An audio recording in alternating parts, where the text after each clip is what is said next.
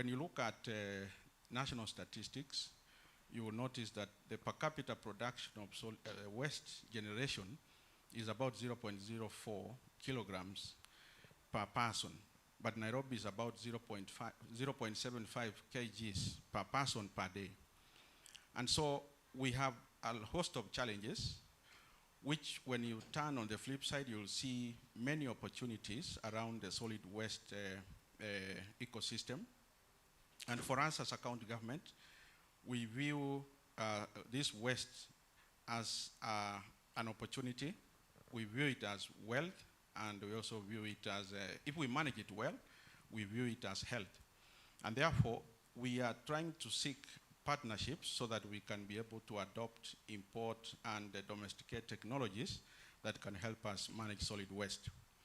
So up to now, we have been running the management of solid waste on a linear model, so that it's about produce the waste at the source, then collect it and transport it to a particular point.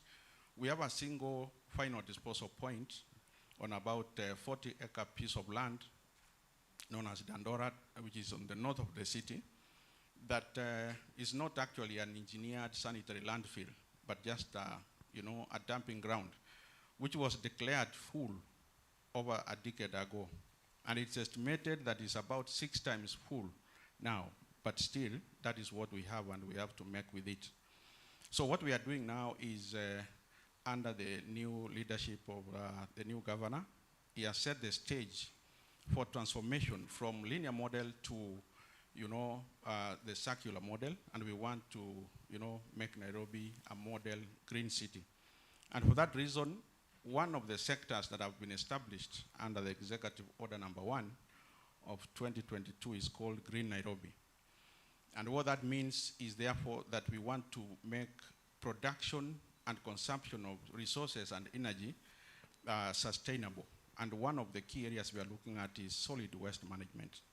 So there is great opportunity in terms of waste collection, in terms of equipment, heavy equipment, modern equipment, compactors, and other categories of equipment.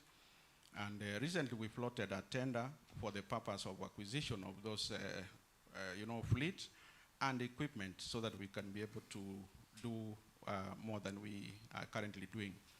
Then there is now transportation to the final disposal point, but there is an introduction of material recovery facilities that we want to invest around the city so that we can create the possibility of segregation of waste and also recycling so that we can do as much recovery of the resources as possible. So along that value chain, there is a lot of opportunity for investment. And following studies done by JICA in 2019, we have been able to issue recently an expression of interest for the purpose of seeing how we can invest in the final disposal point of Dandora. So we are going through the various proposals that have come in so that we can see what is best. But yet the door is not closed, because the thinking was that we can generate energy from waste. But there is alternative thinking, and what other methodologies can we use? Because we realize that having 60% of organic waste, it means that the greatest potential we have is perhaps in compost as a method of treatment of waste. And I must recognize some of our partners who are in this room, notably Sanergy and Taka, for what they are doing.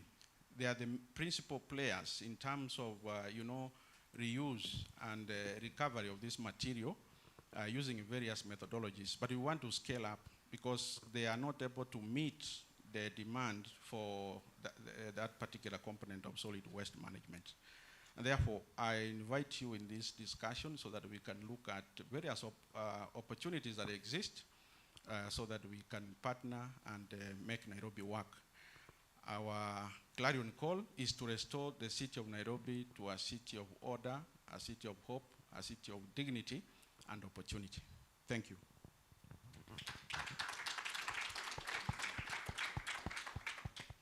Director, thank you so much for this concise picture of where we stand. And we've heard a lot of interesting comments that we will definitely want to pick up later. What you have just mentioned, like green Nairobi or waste as an opportunity. And I think this is exactly where this discussion is headed. If you allow us, then we would like to slowly fill up our panel and one by one introduce the panelists to you. So we will start with Henry Kinnunen from Voima Corporation, please. Thank you. Please appreciate Henry. Thank you for joining us. I suggest that Henry does a short personal introduction and then we can start his presentation that he has brought us so that we better understand what Voima is doing.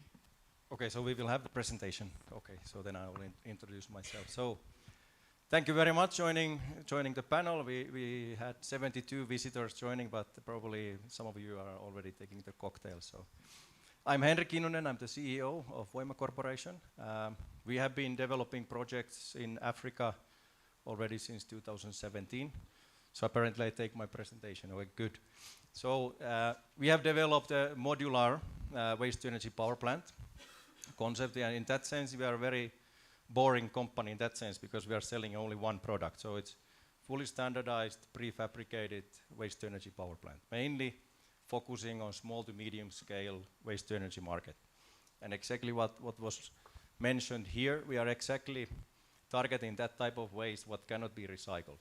So obviously we can take that type of waste, which is the municipal solid waste, without sorting, but obviously we are promoting pre-sorting solution. We are partnering with companies who do sorting and remove the organics from the waste. Our concept meets the European Union regulations, so all the emission standards, and that is already met.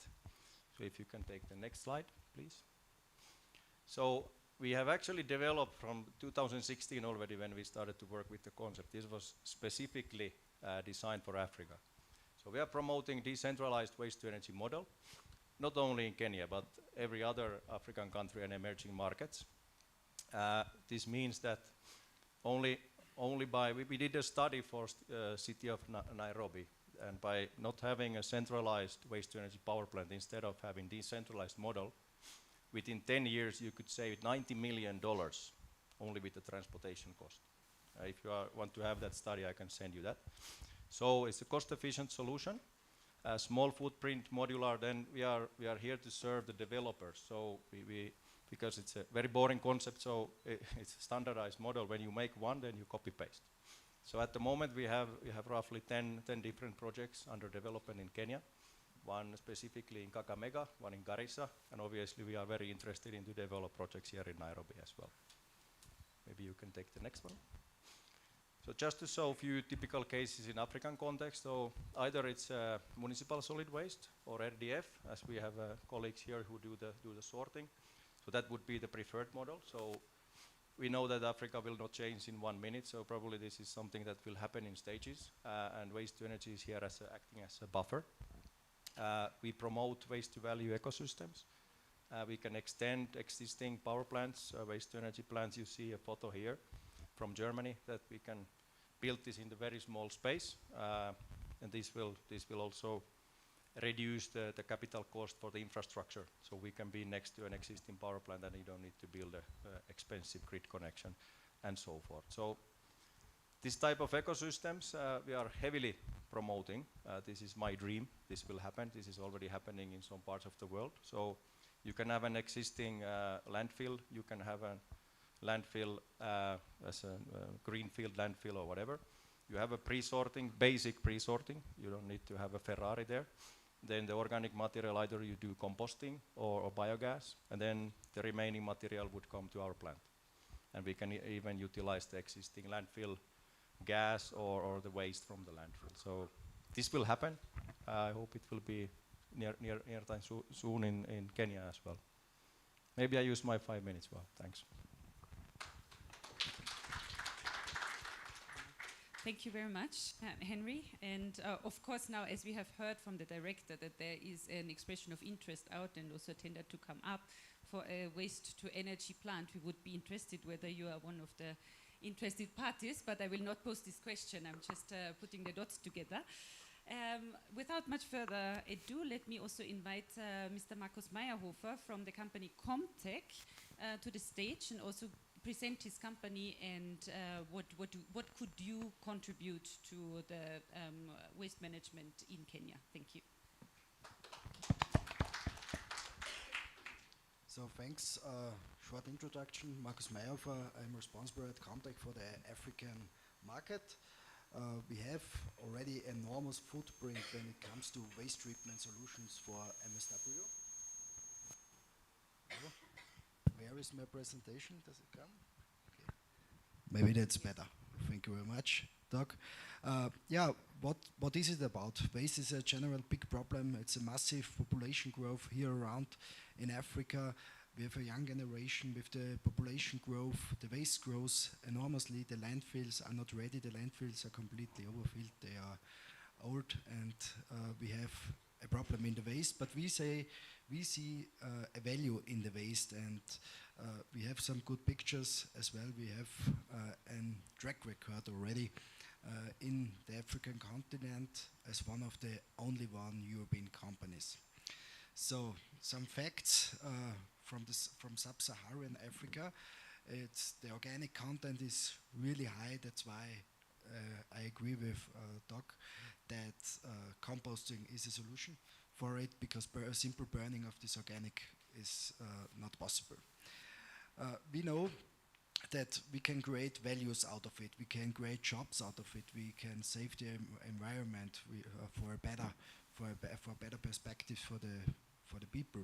We can produce fertilizer out of the resource waste, which especially in the Ukraine-Russian war, when it started, the fertilizer was a big issue because all the agriculture countries here in Africa needs to import it, and when it was not working, then there was no fertilizer on the market.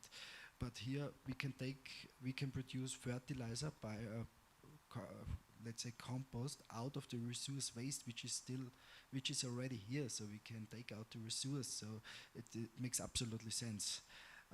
Then, of course, this is a big CO2 reduction, because a landfill produces a lot of CO2, massive amount of CO2.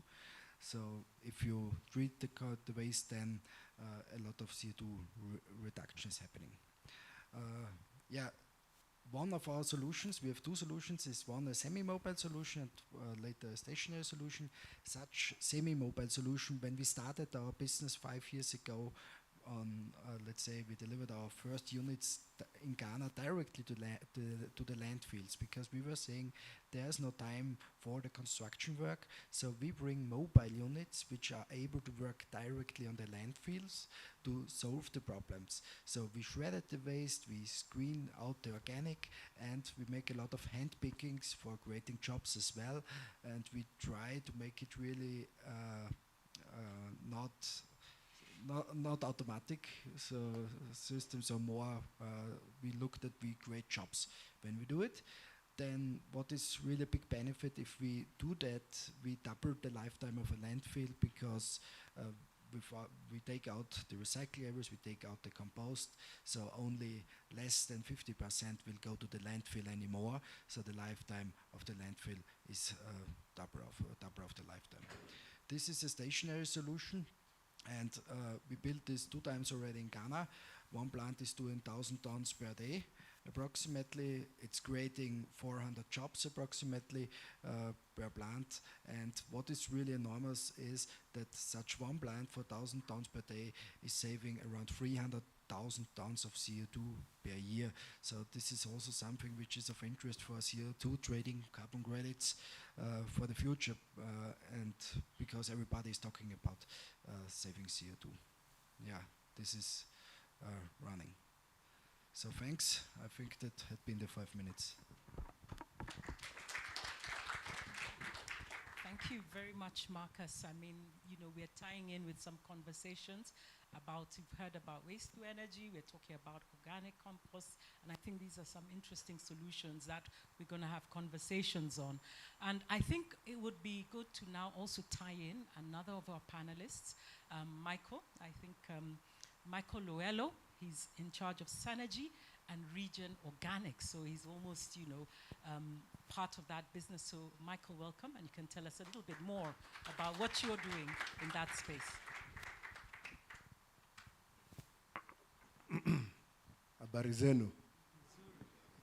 I'm just testing how many of you know Kiswahili. Yeah. So, so we didn't carry a presentation, but what we carried were some samples.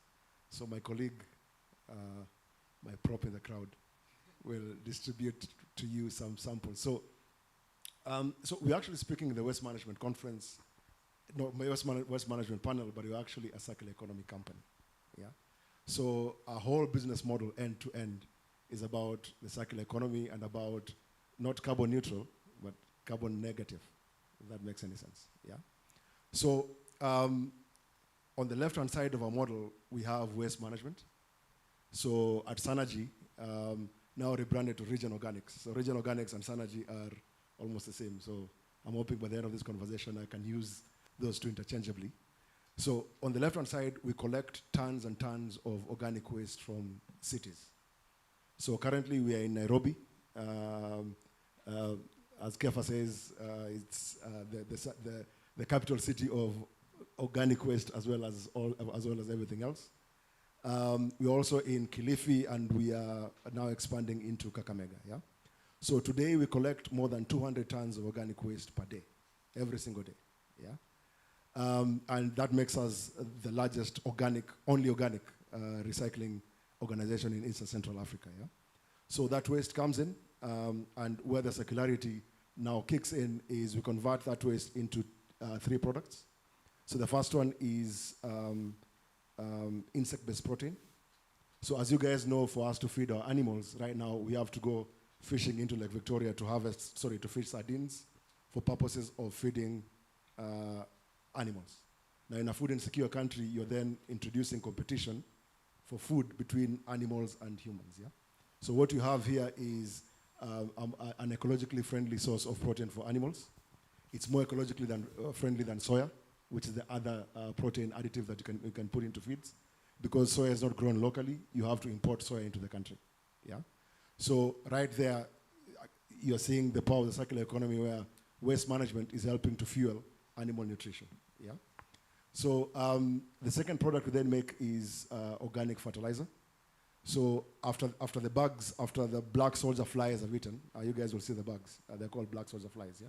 So after they've eaten, they leave something called frass. So we can compost the frass with wastes from markets, where we work with Kefa's team to collect waste from there, as well as Daniel's team to get waste.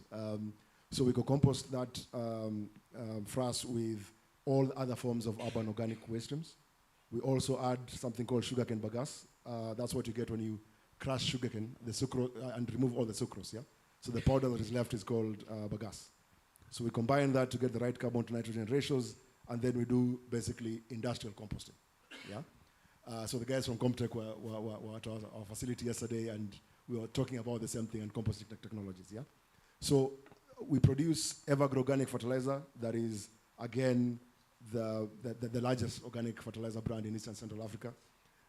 More than 15,000 farmers use organic fertilizer. In Kenya, people are seeing upwards of a 30% increase in yield. Yeah? So as most of you may know, the organic matter in soil in Kenya is very, very low, purely because unlike Europe, we don't have a winter. So our soils don't get time to rest. So which means through the years, as people have continued to pump in mineral or chemical fertilizers, what they have done is they have introduced acidity into the soils with declining soil organic matter. Yeah? That leads to poor soils. Yeah? So plants are like our bodies. What I mean by that is you need a healthy body and healthy nutrition to get a healthy plant. Sorry, to get a healthy body. Yeah? So if you're sick, and it doesn't matter how much you eat, you might not grow as healthy as otherwise you would. Yeah? So what you're saying is organic fertilizers are food for the soil. Yeah? They create healthy soils. And then when you introduce the mineral fertilizer boost, yeah, you then end up with a healthy plant. That's why guys are seeing upwards of a 30% increase in yield across coffee, rice, tea, maize, horticultural crops, name it. Yeah. So we sell organic fertilizer across more than 40 out of the 47 counties in Kenya. Yeah. So the last product we produce is briquettes. As you guys may know, cost of energy in Kenya is very, very expensive. So because ourselves, we also need heat to be able to dry the insects that you guys are seeing. We produce our own briquettes, some of which comes from the organic from the frass, from the insects. Yeah. So we mix in sawdust from licensed loggers as well as coffee husks to give it the right calorific values to produce a very, very combustible briquette, yeah, that we use internally to reduce our cost of energy. It's literally 4 times cheaper than electricity when it comes to heat, cost of heat, yeah. Yeah, and then we also sell to industrial players who use it as well to reduce their heat requirements, yeah. So overall, that's what we do, and across the whole value chain, as I said, carbon negative, we offset more than 50,000 tons of carbon dioxide from the environment every year, which is significant. In terms of jobs, we have, I think, 500 direct jobs, more than 2,500 indirect jobs, yeah, across the value chain, all the way from waste collection to the farmer, regenerative agriculture, hence the name Regen Organics, yeah. So we have, for example, agrovets who buy to resell our products. We have more than 1,000 of them, yeah, that we are counting as part of that, yeah. So it just goes to show how waste management can fuel circular economy, which can then be really used to advance those benefits into agriculture, energy, or anything else. And yeah, we are here to stay. Thank you. Thank you, Michael. I mean, that's fantastic. This is showing when we talk waste is gold, I think you've been able to illustrate it. And waste is not only, as you mentioned, is composite, but you can see there's also an agri-business part of it, because right now there's a conversation happening about business opportunities of agriculture, but this is where these conversations should also be had, because right now you see Kenya is in a food deficit. We're talking about fertilizer, and we have a solution here. So these are fascinating conversations that I hope we can have. But you mentioned somebody who's supporting in collecting, and I'd like to introduce Daniel. Daniel, I always mangle your name, so help me with the last name. We engage with Daniel. We've worked with him supporting the Petco PRO in collections. He's a pioneer in this space, in setting up collection centers, aggregation centers, but I'll hand over Daniel for you to introduce yourself. Thank you. Thanks a lot, Susan. It's Paffenholz, so you have every right to mangle up that name. Good afternoon, everyone. I'm Daniel, the CEO of Taka Taka Solutions. We are equally active in the waste management space as Michael to my right. We are also doing organics, but a lot of other things as well. So to give you an overview of what we do, we are an integrated waste management and recycling company. So our processes start at collection. We collect from industrial, commercial, and residential waste producers. Some of them with on-site services where we do source separation and give them data. Some of them we just collect. That waste then goes into our material recovery facilities or sorting sites, where we sort it largely, a lot of people on conveyors, into various waste streams. The organic waste then either goes into our own compost plant, and some of the waste also goes to Sanergy for their Black Soldier, or Regen Organics for their Black Soldier flies. So that's the organic side of it. Then on the plastics, we operate 2 plastic recycling plants, one for rigid packaging, where we mostly focus on single-use containers, so the fast food containers, yogurt cups, or if you buy egg trays, eggshells, these very light containers.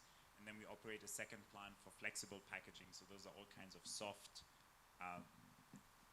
plastics that we both convert into pellets that then go back to plastic manufacturers to make new products. Then we also have a small incinerator for hazardous waste, and then we also buy back waste from waste pickers at dump sites. So we operate a couple of buyback centers across the country where we buy specific waste streams, mostly plastics and cardboards, back from waste pickers and take it back from the dump site, and then either process it internally at our own recycling plant or work with third-party recyclers. So if you sum that up, it's various streams, so collection, sorting, composting, plastic recycling, incineration, and buying back waste from waste pickers. Just to give you a few numbers on the scale, so we do slightly less than Sanergy, so we do about 100 tons a day, but that's across all material types. We employ about 700 staff directly. The reason for the high employment numbers is that it takes a lot of people to sort waste in detail. So that's where most of our jobs are, various points in the value chain in waste sorting. Yes, and then there's also more than 1,000 waste pickers that we work with in getting the waste from the dump sites. And for the waste pickers, we don't just buy waste from them, we also do a couple of related initiatives. So we give protective equipment, we do medical checkups, and we've last year also built 6 kindergartens for waste picker moms to make sure that the kids don't go to the dump site. So that gives you an overview, and excited about the panel and all the questions that will come along.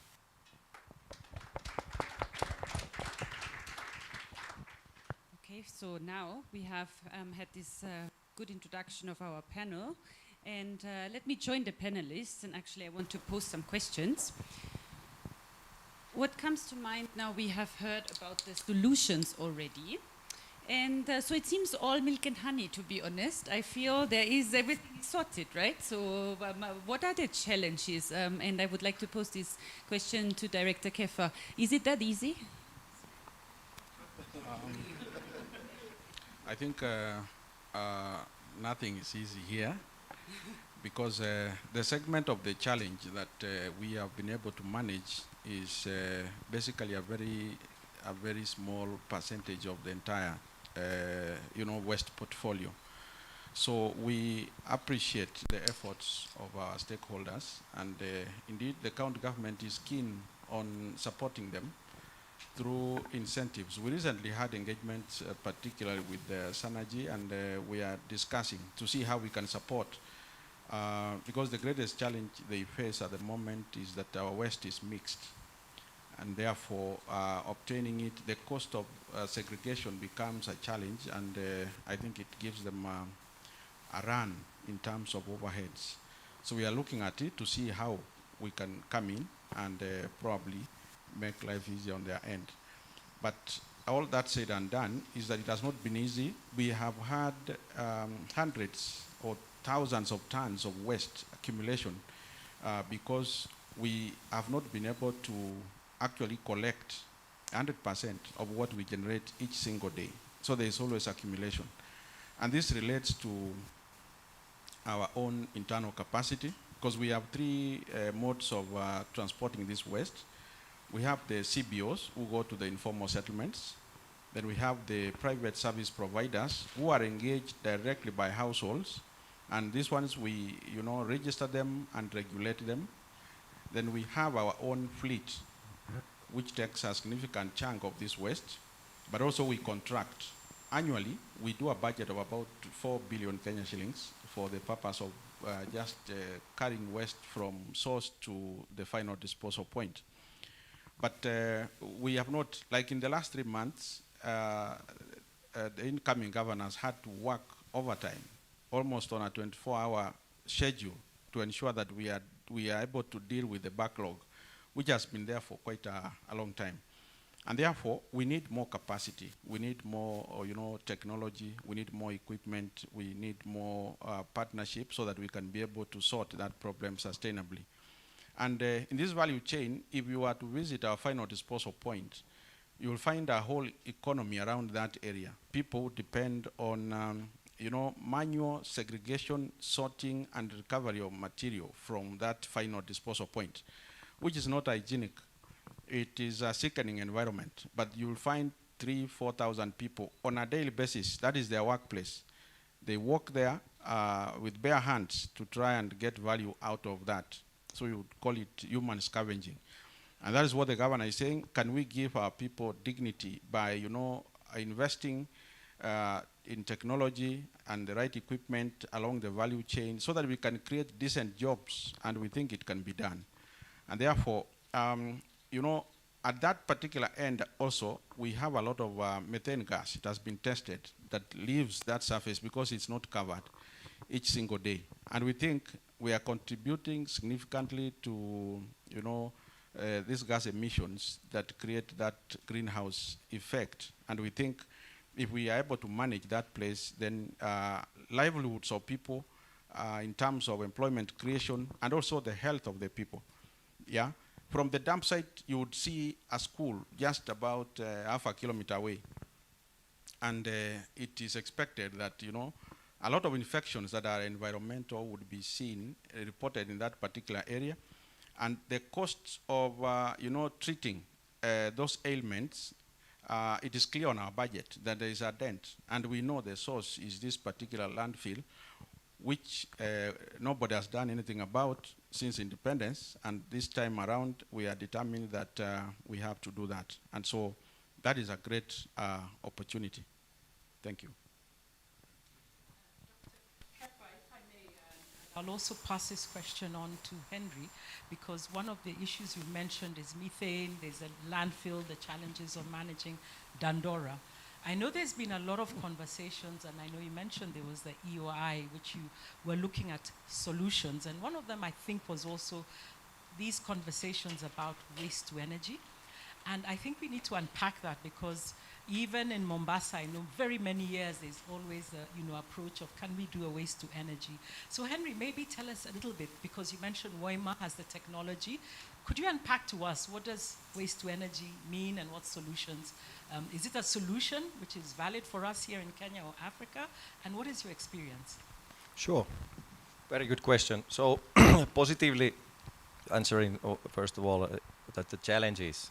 So positively in Kenya, but it's very good that you are collecting the waste very efficiently, I would say. You need that to have a full value chain for waste to energy and also for pre-sorting and other solutions. When it comes to Dandora, it's a very heavy big site, almost 3,000 tons. What was also mentioned is the social aspect. So if you build a large-scale waste to energy plant there without any sorting, obviously you need to take care of the social aspect. There are many people working. So how we see waste to energy is acts as a buffer. So you have the full value chain. You do some sorting, but in a local context. So you don't need to go into full scale what we have, for example, in EU, that you have a zero landfill and you do 100% of the waste recycling. That will not happen in one day, but it's a process. So waste to energy is there acting as a buffer. So you recycle what you can, and all the remaining part would go to waste to energy plant without giving any emissions to the environment, to clean. And then when you provide a pre-sorting facility, for example, next to the waste to energy plant, you provide jobs. You provide clean jobs to the people who are working at the landfill.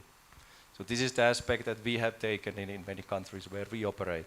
And it has been seen very positively by the decision makers in the county. Obviously, waste to energy can also act as a sole source, that we can take industrial waste, we can take municipal solid waste, RDF, different type of waste, even hazardous waste, into one location. But that depends of the site. So waste to energy, the main revenue streams are coming from the waste, and the second is the electricity, and these are probably the two problematic things to answer the challenge. So there needs to be certain gate fees to be paid, and then obviously the PPA is something that depends of the country, and I understand that in Kenya, what I have seen at least, this PPA for renewable energy is quite okay. And the process has been, there has been cases that they have provided the PPA for waste to energy projects as well. So I'm quite optimistic that this will happen. Thank you. I've seen a show of hands of Daniel, and also my question would be, so it sounds like waste to energy is the one all be all solution that we're actually waiting for. What is your take on that? At the risk of some controversy, I disagree. For the simple reason, just looking at the economics, let alone the fact that ideally we shouldn't burn waste from an environmental point of view, and even that's one. Sorry. So that's one, we just shouldn't burn waste, and a lot of waste can be recycled, I think, as previous speakers mentioned. But more specifically, if we look at the economics, the average gate fee at a European waste to energy plant with good air filters is in the range of $100 to $150 per ton. Even if we downscale the technology and the filters and everything, we're not going to get below $20 a ton. The gate fees being paid today at Dandora to offload waste is $1, right? So we're talking at least of a 20x increase, if not 100x, in order to cross-finance a waste to energy plant, because the actual amount of energy out of these plants is very little. So either we massively subsidize the output price of the energy, or we have to massively increase the gate fee. And then the very simple question comes up, where's that money going to come from? Now, will the county pay a lot of money and probably sign a long-term guarantee to pay those fees? Because normally that's what producers need, right? They're saying the county needs to guarantee the volume of waste, and it needs to guarantee the payment of waste in case the private sector who's bringing the waste to that energy plant is not paying. So purely from an economic point of view, I think there is really no case here. If we're then adding the additional fact that we have a 60% organic waste percentage within the organic waste, I think they're a much better solution that we need here. And I think, the solutions presented today, especially also what Sanergy doing, and what we're doing to a smaller percentage, is organic waste. And I think that's where our attention should be. And then related to other waste streams like plastics, we can recycle, but not on waste to energy. Thank you very much, Daniel, for this contribution. And I see another show of hands, please. Yeah, yeah, no, I'm not actually going to propagate the controversy, but I'm just going to say, look, technologies are contextual, yeah? So there is no one size fits all. I think while in some areas waste to energy might work, Daniel is correct. In our context, it's very difficult to make those numbers work, yeah? But in terms of what, from a costing perspective, I think the question you asked, Kefa, is, I think what would make our business models really work very, very well is access to our raw materials, yeah? So as recyclers, the biggest cost we have, bar none, is access to raw materials, that is source-separated raw materials, yeah? Clean, fresh, non-contaminated raw materials, yeah? Now, in our context right now in Nairobi, what we have is mixed waste, which is what Kefa was saying, yeah? So it means that segregation hasn't happened. It means someone has got to pay for the cost of sorting. Now, that goes directly into our business model, yeah? Which just makes it very, very difficult for us to make it work from the sale of the end products, yeah? So if the government is able to push through source segregation, getting clean waste streams coming from the source, that will make all our work significantly easier. And I dare say, even for waste to energy, some raw materials are better in terms of conversion to energy than others, yeah? So when you get mixed waste, it actually just makes the equation even more complex, yeah? So I think that would be the biggest gift that government can give us. Thank you. And you mentioned something about the technology as well, of course. And we'll touch on, that segregation at source, because it's a whole conversation, and I know it's outlined in the legislation, which is coming in force, that we should now, whole households and companies should start doing segregation at source. There are different various opinions whether it can be effective, but what are the solutions? I want to just bring back Mark here and what you do. You mentioned you're supporting, in the organic waste. Maybe you can tell us a little bit more, how is your solution? When we've had these conversations and they're saying, we need better solutions in terms of, sorting as well. How can you support, or how does Comtech come in to support these organizations? Yeah, we come in, the name comes from composting technology, so that is our history. And we start the process easy. We take out the organic. We try to take out the organic, which is contaminated, of course. But we know that here in the sub-Saharan area, it's a lot of organic inside. And we try to take the value organic outside and produce compost out of it, of the value. And the rest of the material, which should be free of compost, we make recycle hand-picking jobs. We take out PET bottles, take out some plastic materials, whatever. And then we have maybe 30 to 40% left, which we bale. We bale it and controlled and make a controlled landfilling with it. So we reduce completely the landfill cost as well. And this is what we are doing in Western Africa. If I can come in with a follow-up question, please. Since you have experience of working in different markets, all of our panelists actually, and I might start with Marcus and whoever wants to add on to it. My question would be, so does waste, that waste? Is it in any way different to the waste of any other places, or is waste something and it's very, very much the same everywhere you go? No, I say in emerging markets it's everywhere nearly the same, because there's also a problem that the waste doesn't come like in Europe. The waste comes with more resources inside, but there is a private sector which is taking out the waste before it goes to landfill. The really the higher quality goods, the PET bottles, etc. So there's a private community taking it out. So if you watch it, when we go with my partner from Ghana, last time we were I remember in Cameroon, and we were saying, okay, we now follow with a taxi, a compactor truck to the landfill. Then we were going there, and before it was going to landfill, they stopped and were already taking out everything, and so then there is only nearly pure organic going to the landfill, and this is creating a lot of methane gas and so on. And still on the landfill, as everywhere in Africa, the people are there with their children and taking out the rest of the sources. So I also set pictures, so that's why it's also good that we all are looking for solutions, and this is really, it's absolutely green what we are doing. So therefore we can be proud of it, that we are solution providers in that field. But waste as a general is everywhere nearly the same in emerging markets. Yeah, I see some nodding heads here from the panelists. If Susan agrees, I would already start opening the floor to the questions of our audience, since we want to really know from you what interests you, what answers can we get from our interesting panel.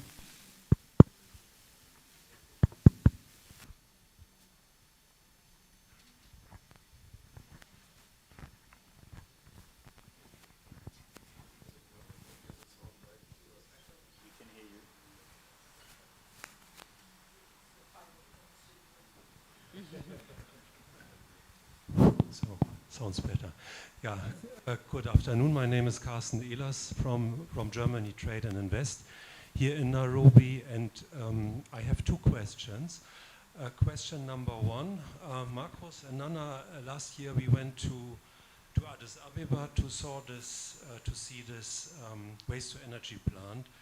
That was, I guess you would agree, quite a frustrating experience. And me, as somebody who doesn't know too much about the waste management technology, we all asked ourselves, why doesn't it work? And apparently one reason was the content of the waste. Maybe it was too humid. Maybe the part of the organic waste was too high.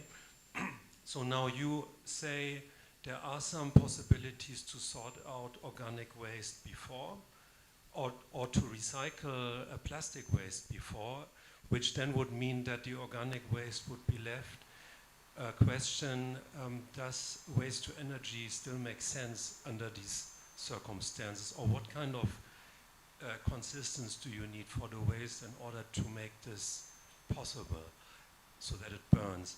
Question number two, David, you mentioned that you would prefer recycling instead of waste to energy, which sounds quite attractive and environmentally friendly. I'm just asking myself, I mean, in Germany we burn most of our plastic waste, so my question is, with an increasing amount of plastics here, I guess that's what's going to happen in Kenya, is it realistic to commercially recycle all the plastic waste in the long run? Yeah, thank you. Let's take one more question here. Thank you very much. My name is Harald Siegel. I'm working for the now Kenyan company Münzer. Since energy from waste now came up, I want to add just something. I think the big question is how we can structure all the systems together and not focusing on how we make energy from waste or how we recycle waste or whatever. I think it's recycling, composting, energy, and all the other things which can be made out of waste. And the big question is, how can we segregate waste before it comes to the dump yards, the landfills, how we can segregate also those kind of high energy content waste out of this. And it's the same story in Austria also. for sure we have also plastic in our energy production because this is the lower quality plastics. So I think what I would, it's not only a question, but I would like to add is to see the different kinds of waste and then start to bring everything to the exact fitting solution. Thank you. Let's just take those. There are some very important questions there, and I think one will be to you, Henry. I think there's, and we're talking about the characterization of the waste and waste to energy. I think there's a topic about recycling, segregation, either segregating at source, which Daniel can respond, but also I think Dr. Kefa, there is a point there about the material recovery facilities, which I know a lot of counties and the ministry are trying to set up. I think we can be able to have further conversations on that. So let's pick it from there and how to integrate, you know, the whole value chain in that space. So I think over to you, Henry, first. Yeah, maybe I take the question about the waste to energy technology. So I don't know how many thousands of plants there are already working with pure municipal solid waste, including the organics and without the organics. So technology is not an issue. It's how you operate the plant. So I will not go into details with that plant in Ethiopia. It was probably not the best. But for example, in my country, in Finland, we are zero landfilling. So, and we do recycling as much as possible, but at the moment, even in Finland and the European Union, it's not economical to recycle everything. That day will come, as I mentioned in my opening speech, that waste to energy act as a buffer. So where you start, we can help. We can be the first contact. Okay, we take the municipal solid waste, we start incinerating that. When the country develops, you start to do recycling. We are still there. We can take that kind of better quality fuel, what comes to our plant. It's just that you need to calculate that how many tons we need per day and make the economics work. So in this type of ecosystem, which I mentioned, it's very good topic that you can actually bring different types of waste into one location. So having this type of MBT plants in different locations, you not only bring jobs, but then you also bring that type of better quality fuels for the plants. So that is an excellent idea to bring industrial waste, which typically has a higher tipping fee. So that will not go to landfills typically, and then the industry is paying for that. And then the more recycling you do, more organics you take from the waste, the better it is for incineration. The more plastics you take, the more recycling you do. So as I mentioned, waste to energy acts as a buffer between that. And we Voima, I didn't maybe mention that we are focusing on small to medium scale waste to energy, not the big ones. We fight against that. So 50,000 tons per year is the smallest plant we can do. That equals 150, 200 tons per day. So that type of counties are endless in Africa. And then what I want to add also that you are also sitting on top of gold mine. So in Africa alone, we have millions of tons of existing landfills. Also Europe, in my country, the electricity is bloody expensive. So that type of fuel is there. So, and waste to energy can take that type of fuel as well. You cannot recycle that anymore. That's already in the landfill. All the methane and all the other good stuff has already been taken away. You cannot do composting out of that. But to add on top of the waste to energy plant, you can bring that type of waste. Okay, I agree. The business model needs to be agreed.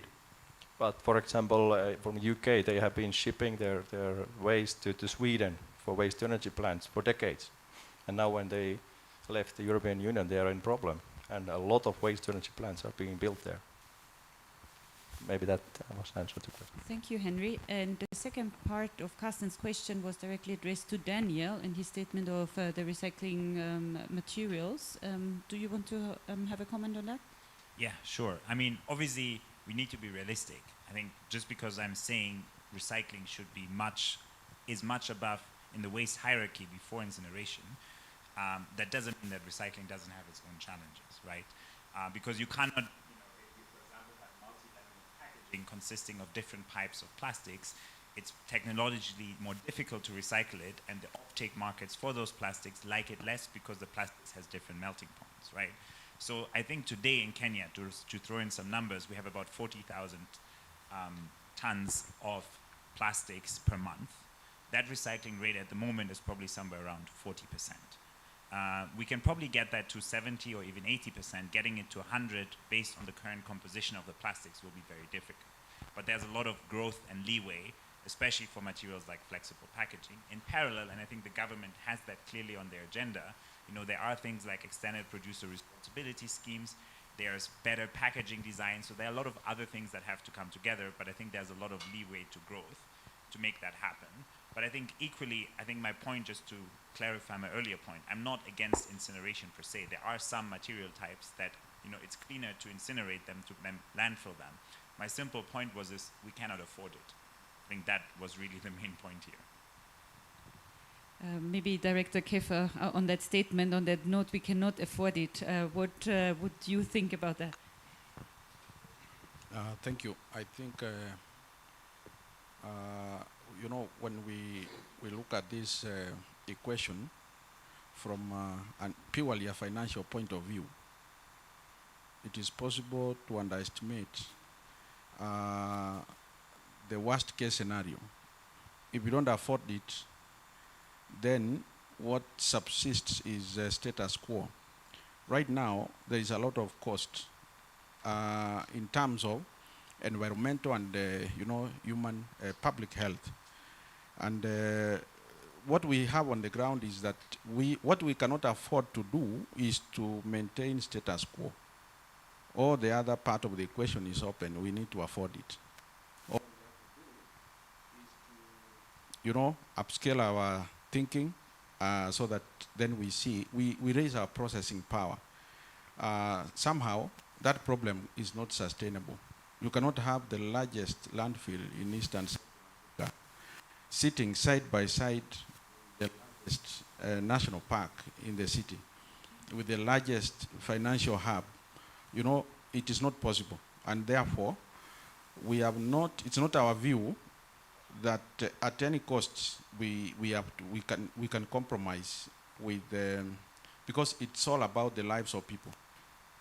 And our constitution guarantees every citizen the right to a healthy, clean, sustainable environment. So the question about costs, we are looking at it. Perhaps we would not bear this cost if we had intervened at an earlier stage. But if we don't intervene today, the future generation may arrive at this decision that we cannot afford it. And so somehow we have to afford it. And we are saying we have to look for the most efficient technology for us to deal with this particular solution. Thank you. And I think that's another question which I thought it's burning in people's minds, because when we look at this issue, we're now, I think, 40 years in Kenya, 50 years, in this conversation. And it's only probably the last 5 years we've been seeing acceleration around waste management. But the same conversation we have, whether we're talking about from bottom of the pyramid to all you hear, is that issue of financing, cost, affordability. Maybe we can, maybe for this audience here and for ourselves, what is the investments that you have to do? You are all investors in this space. What numbers are we talking about? I know maybe you might not, we might collapse when you tell us $20 million, let's just hear it. And what are the potential financing models as well? Because there are loads of people here. There is a need, but there are resources. What do they need to do in terms of financing? And from the county, I think they're happy to hear, because they are key stakeholders in this.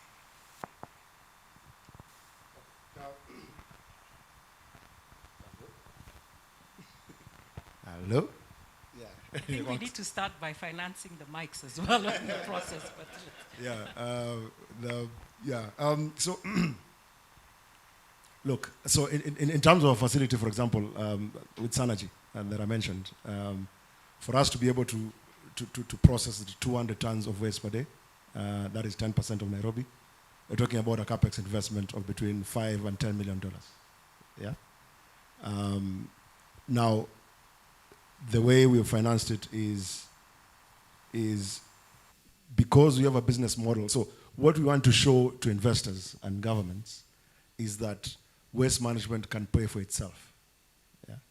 It can pay for itself from the revenues that you get from the reuse side, whether it's from agriculture or energy. Yeah? So because our business model is at least has those numbers in our projections, it means that not local governments, but international governments and funding bodies are able to take the risk with our type of investment, where a majority of it is actually debt and not equity financing. Yeah? But I think what needs to change from a financing perspective is we found that local banks, perhaps financiers who are closer to home, do not have that appetite for risk. Yeah? But the reality is that all circular economy models that you'll come up with today, they require a significant amount of risk appetite for anybody to put money in it. Yeah? But as the previous panel talked about, the fact that it is not an option for us to invest in circular economy because we need to reduce the amount of carbon in the environment. Yeah? We need to make sure that our future generations are sustainable. We can only do that through circular economy, through green green growth, as the president was talking about this morning. Yeah? So that gap between financial institutions listening, understanding that, and moving from just an understanding of that position to a relook and a reevaluation of their own business models to be able to accept that risk is what is remaining for us to really, really fuel the circular economy space. Yeah? So it's just like the internet, for example. There was a time when the internet, nobody made money from the internet. It was too expensive. Yeah? I think from a circular economy perspective, that's where we are. And we need a lot more money and a lot more people coming into this space so that we can defragment it to such a point that not one player like ourselves has to literally integrate across the whole value chain to make it work. Yeah? So anyway, that's what I think needs to happen in our space for us to crack this. A short interruption. I don't think that it's possible anywhere in the world that waste pays for itself, because this doesn't work without political willingness. Nowhere in the world it's running. You need tipping fees or any other regulation or any subsidies from. If there is no willingness from the politic, then there is no way, because on our way to Africa, a lot of people think, okay, yes, we have this waste problem, so let's generate something out of it. But without any structure of it, it doesn't work. It does work nowhere. That's for sure. So you need absolutely the power of the government. And when we started it years ago, 30 years ago, in Europe, or more than 30 years ago, it was the same, because we have tipping fees now for nearly $200 per ton. If you bring it to a landfill, with that money, it pays for itself. Yeah, but there you have the regulation.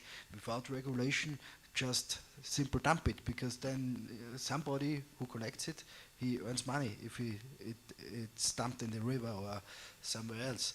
So there is absolute, what is necessary is the willingness of the higher guys.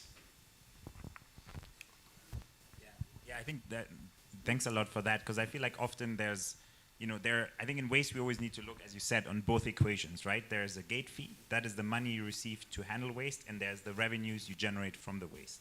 And I think, Sanergy has done a tremendous job on a material stream that traditionally, at least in Europe, is largely dependent on gate fees to make it work just from the other side. But we also need to be realistic. Not everything in waste is gold, right? If we only collect cardboard and only perfect organic waste, yes, we might not need the gate fee, and we can only make it work from the revenues on the other side.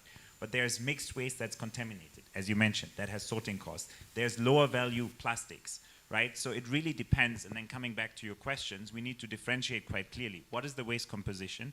What percentage of the waste is already clean? What is factory waste, industrial waste, where we maybe don't have the sorting costs? So those are waste streams where maybe we don't need gate fees. Then there's other streams, which unfortunately are the vast majority, that are either contaminated or, even if not contaminated, are low in value. And there, the gate fee component becomes much more expensive because the costs in managing it, and then the resulting revenues from those materials will be much lower. So it's quite a differentiated discussions, and we have to go through kind of the whole waste pie chart and say, okay, what material has what value at the end point? Is it a negative? Is it a positive value? And most of the time it's a negative value. What are the processing costs? And what is the resulting end product, and what is the revenue of that? And then that kind of throws in the conversation. And I think the goal we need to have here is, how can we lower gate fees across the whole gamut of materials to a point that we can get very, very close to today what's being paid at a dump site, because then we can talk about a scalable model. But if you're proposing solutions that are significantly above that, it's just not practical, right? So I think it's following the waste hierarchy and looking at those economics. And therefore, I think the question in a way is less what is the cost of the facility, but the question is like, how will that facility be refinanced? Because if you have a working model with, say, a low enough gate fee that could be financed in, say, Nairobi, with the relevant revenues at the, sorry, this is embarrassing. Then I think, you know, and there's an investor and these revenue sources are guaranteed, then we can also finance a larger investment over multiple years, and then it's less of a question what the cost is. The question is more like how sustainable are these revenue sources and the combination of them. And I think, just to reiterate your point, I think we also just need to be honest to ourselves that the vast majority of what's in the waste has not enough value to purely 100% pay for itself from the revenues. I think that's just a reality we need to accept. Yeah, I don't need to comment those tipping fees and the business model. What I would like to emphasize is that there's always a lot of focus on CapEx and OpEx. Okay, how much does it cost? But is someone really thinking how much we are paying now for the situation? I can give you an example. So typically in a landfill where you bring 1,000, 2,000 tons per day, the average size of where they collect is, it can be 100 kilometers. So in the city of Nairobi, a typical truck can stay in traffic for 8 or 12 hours, right? That cost, fuel is costly. It costs almost $1 here for fuel per liter. So obviously, landfilling, there is a cost also for landfilling. And when you start doing a circular economy, there is certain cost, yes. But you need to compare it what you have now. And plus, okay, I'm protecting waste to energy, but then we are fixing two problems. We are fixing the environmental problem, we are getting rid of the waste, plus we are also generating electricity or steam or heat. So we made a calculation that only with this transportation cost, I like the statement that waste can pay for itself. It's almost true. So actually already with the transportation savings, you could also already pay the investment for the waste to energy. So that's quite significant. So you can have less trucks working in a smaller area, and you also have less environmental emissions. Maybe that was. And the tipping fees in Africa, what I have seen are ranging from $5 to $25. So that's in the range. In Europe, we are talking like 100 euros, 150. In UK, the landfilling tax is 120 pounds. So if you do a waste to energy plant with less than that, they will have a saving. So it is possible to make waste to energy and circular economy affordable with not that type of tipping fees as we have in Europe. Thanks. Thank you so much for those insights. I was just surprised to see that time has flown by so quickly, and we're almost at the closing of our panel, but I see a show of hands, so can we just collect those short questions if you can, and then we'll try to still elaborate them, and then we'll have to close the panel. Thank you.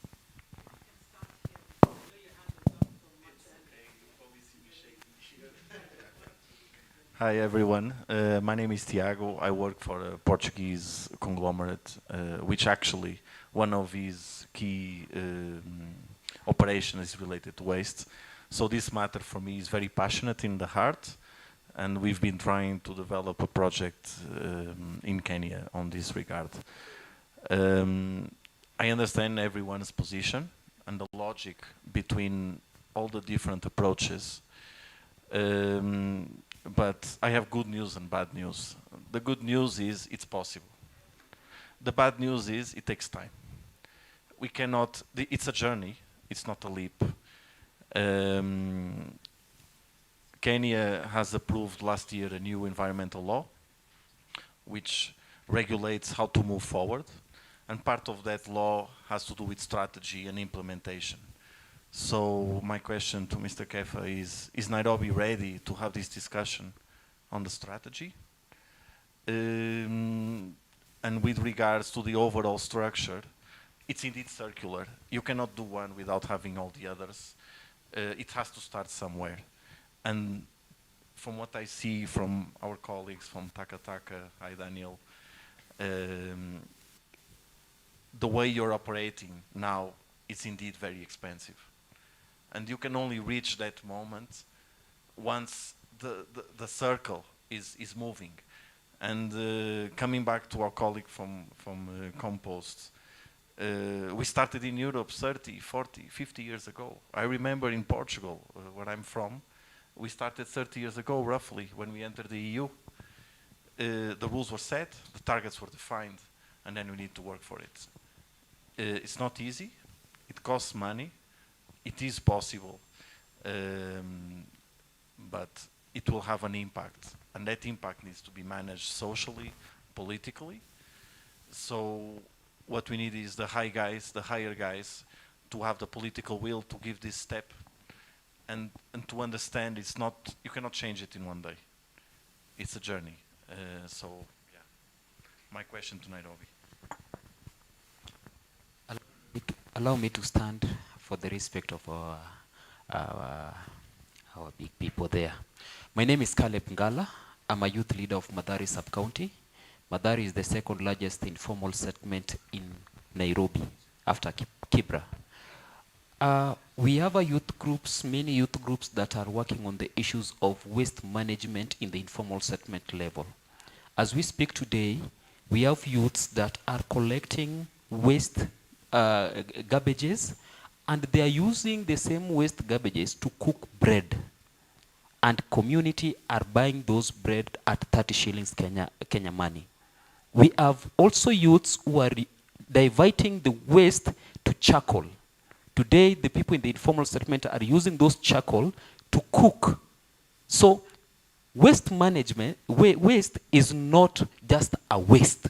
It can be diverted to be another job opportunity to our youths, because as we all know, there is a lack of job and employment.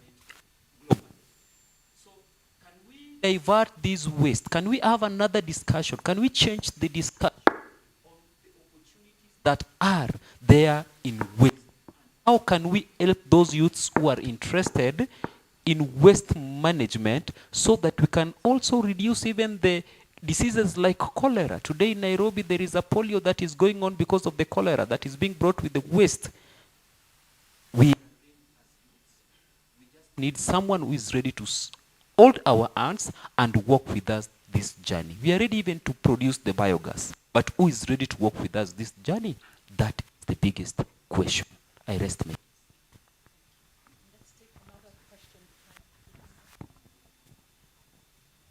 Yeah, my name is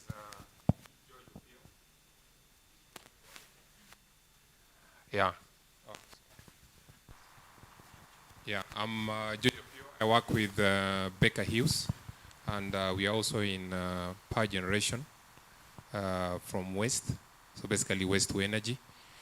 Mine is more of a comment than a question, but of course the question is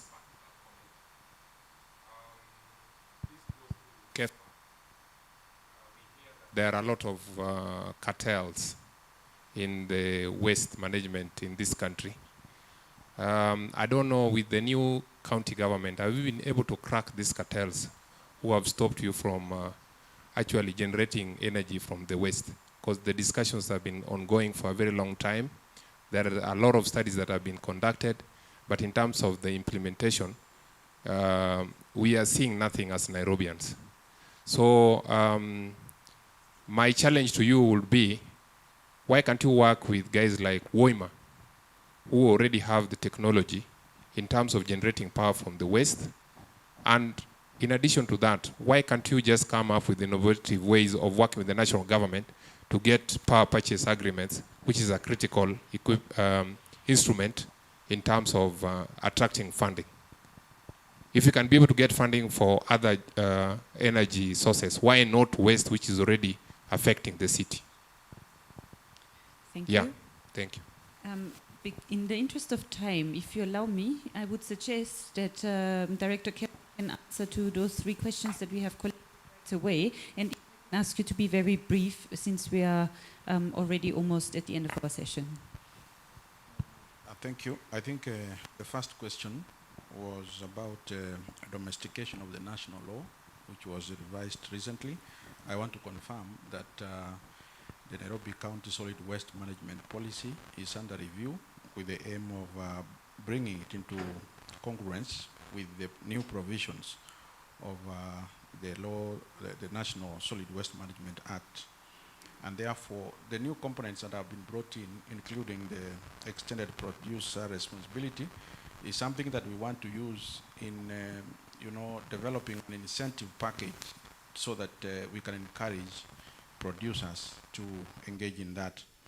And also, the question of the polluter principle is something that we have. We literally do not charge people for, what they generate. It's not proportionate. It's free service.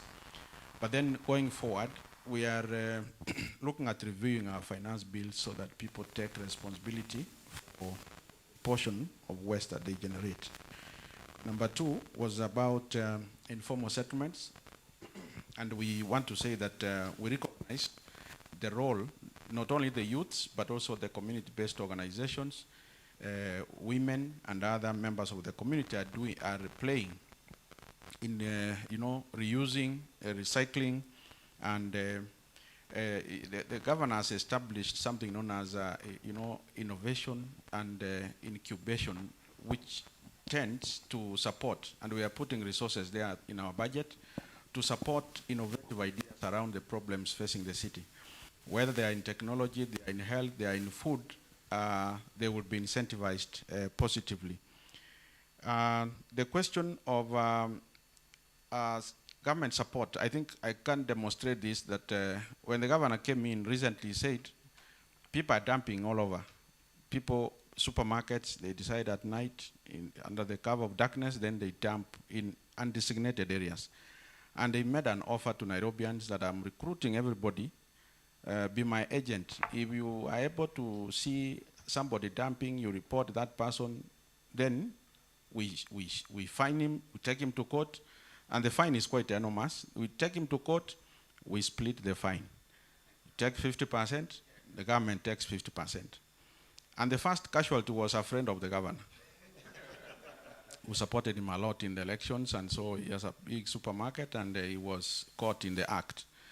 And so everybody was looking around to say, what is the governor going to do?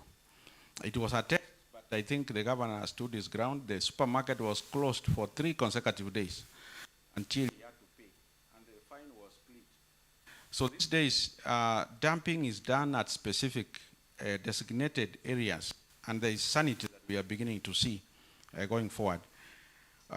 Number 3 is about the cartels. These are faceless organizations that are used when people want to create an excuse for not doing things. Because nobody can actually tell you, this is cartel A, this is cartel B. But when things don't happen, people will say they are cartels, frustrating our efforts. So I think it was just lack of political goodwill, and we have already taken the first step towards implementing this project. We are hoping that the technologies that have come forward will be responsive. And if not, if there is alternative proposals that would come that are superior to what we'll be receiving, I think that is open. Already, KenGen had done a feasibility study on this, and they were able to secure already what we call a power purchase agreement. And Kenya Power is ready to go that direction. What needs to be done is that the numbers need to add up, and there has to be a business model that supports that. And I think that is the direction the county government is taking. Again, I really urge you, I know there's lots, these conversations are fantastic.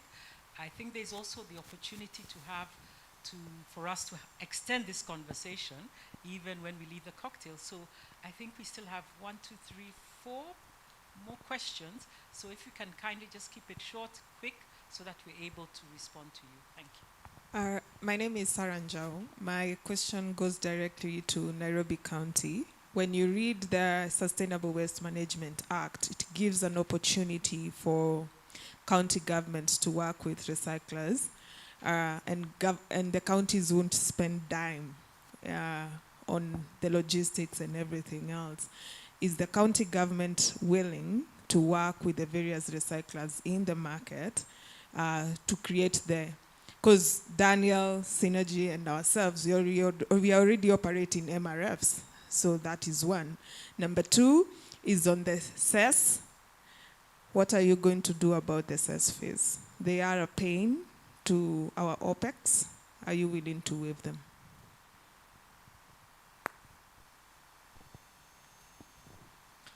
Good afternoon, Gweno Lecreage from Sureka Veolia.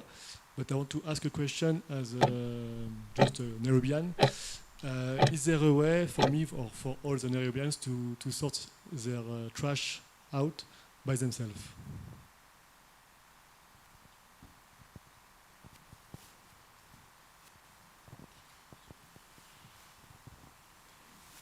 Hi everyone, my name is Philip. I am the CEO of a company called Pyrogen Energy, and we're a waste-to-energy business based in Kenya. We actually look at two sectors. There's the modular waste-to-energy side, and then we have something, we look at the waste heat market.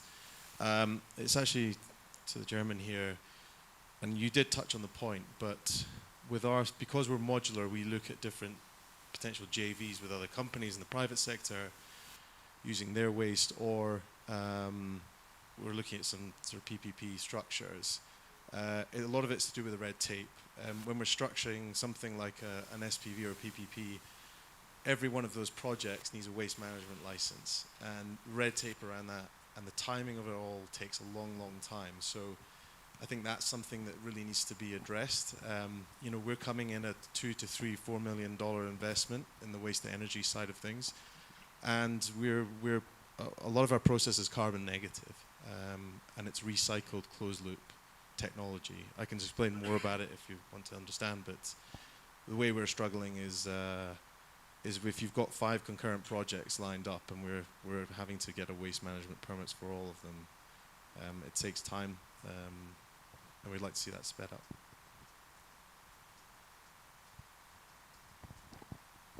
Thank you. I think that's it from one big one, but then we don't want to stretch it. Please, the gentleman.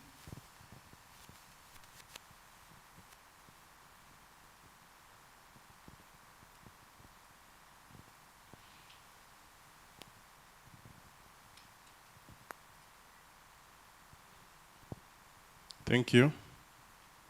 I'm Joseph Oliech from the Waste Center. We do electronic waste recycling. So my question is to the county government. I know in the Sustainable Waste Management Act 2022, there is a provision for county government to come up with sustainable waste management legislation that is localized to the county government. Is it something that the county has worked on or is working on? In addition to that, we have the greatest percentage of waste that is generated in the county and in the country. That is organic waste. But we also have close to around 10% of that is electronic waste.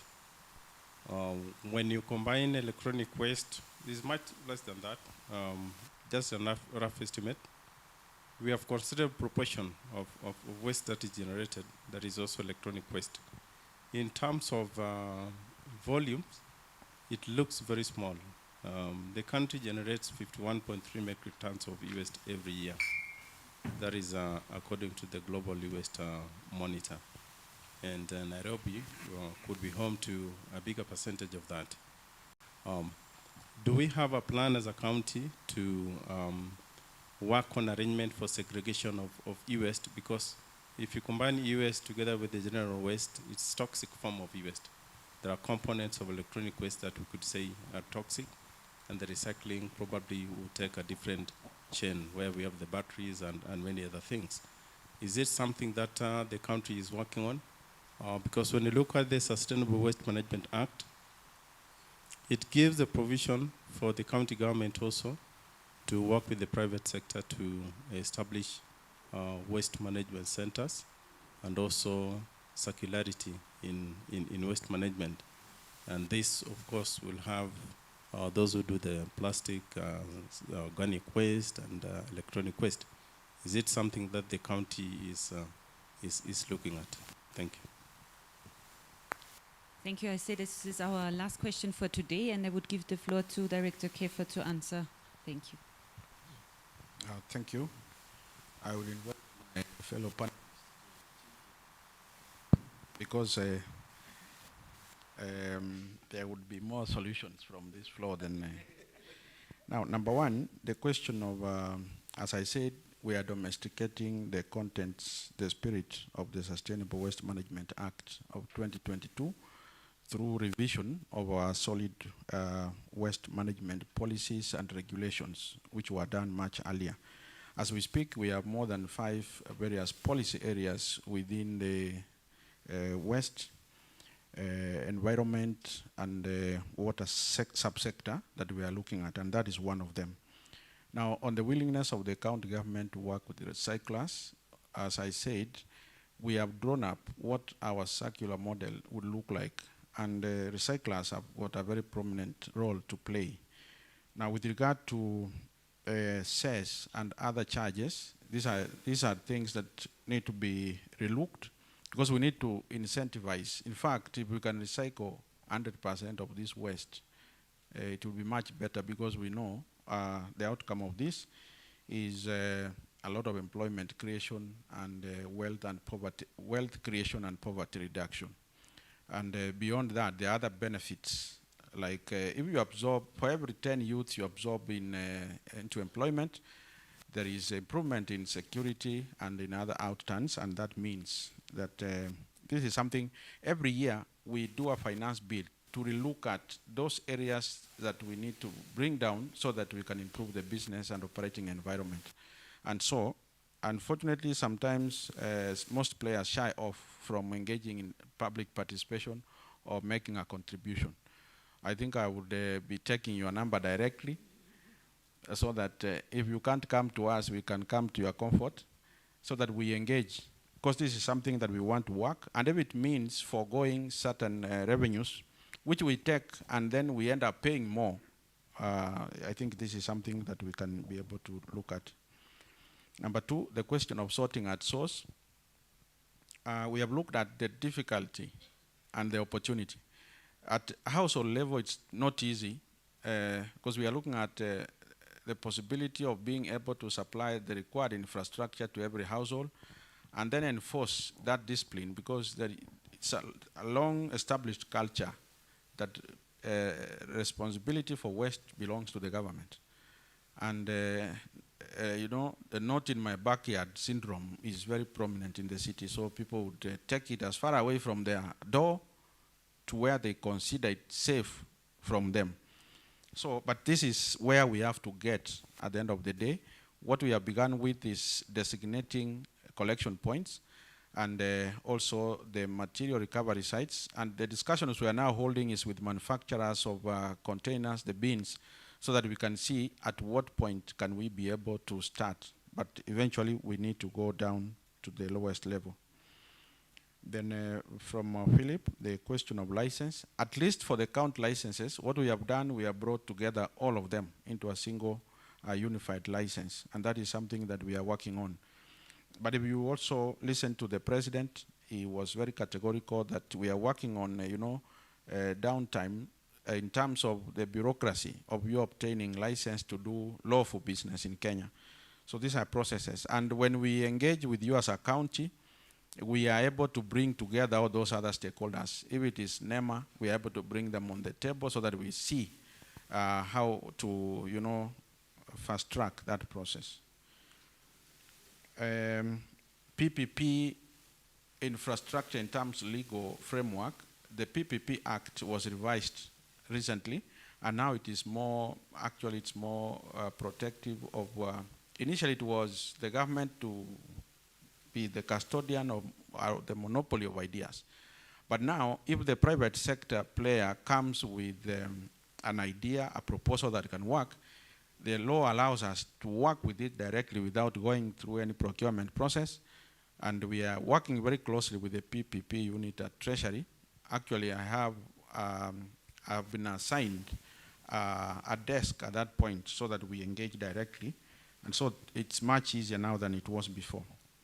Mr. Oliech, electronic waste is a challenge in the sense that we do not have adequate players in this space, but it is an area that presents enormous potential for investment, and we are looking at now the question of segregation so that people know that if I have electronic waste to dispose, this is where I need to put it, and we need to work around perhaps incentives so that people, are able to come forward. Because on this end, the stick is not working. We have to try the carrot. Yeah, I think unless a member of the panel may want to.